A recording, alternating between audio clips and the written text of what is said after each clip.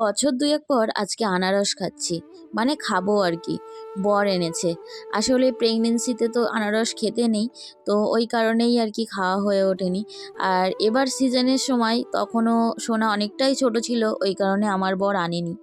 তো এখন অফ সিজনে আমার বর হঠাৎ করে আনারস এনে হাজির। এটা এনেছে হচ্ছে শিয়ালদা থেকে।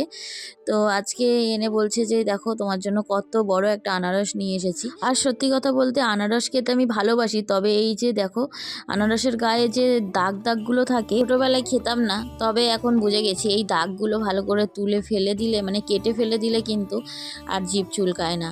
তো ছোটোবেলায় বাড়িতে আনারস হতো, মানে বাগান ছিল না, তবে এই আনারস যখন খাওয়া হতো এর মাথাগুলো কিন্তু আমরা পুঁতে দিতাম। আর পুঁতে দেওয়ার পরে বাড়িতে 2-3টে করে তো আনারস সিজনে হতোই।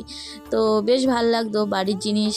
তো এটাও কিন্তু কেনা জিনিস হলেও খুব একটা বেশি খারাপ নয়, বেশ ভালো। দেখো কতটা রসালো, মানে রসগুলো সব নিচে পড়ে যাচ্ছিলো, ওই জন্য আমি ধরে ধরে বাটিতে নিচ্ছিলাম। আর আনারসের জুস খেতে আমার ভীষণ ভাল লাগে।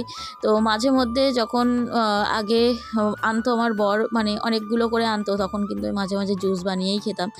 তবে আজকে ওটা জুস বানিয়ে খাবো না। আর এখন প্রায় সন্ধে সন্ধে হয়ে এসছে, তবুও আমি কাটছি। কেন বলো তো?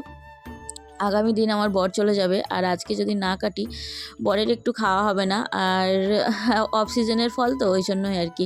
সিজনের ফল হলে এবার না হোক পরের বার হলো, কোনো ব্যাপার না, কিন্তু অফ সিজনে যেহেতু সবসময় পাওয়া যায় না, ওই জন্যই আর কি। তবে অর্ধেকটা আমি কেটেছি আর অর্ধেকটা রেখে দিয়েছি, কারণ এতটা কেটে এখন খাওয়া যাবে না, রাত হয়ে গেছে। তারপরে কথা বর একাই খাবে, ওই জন্য। আর আমি 1-2 পিস খেলে খাবো, না খেলে না খাবো।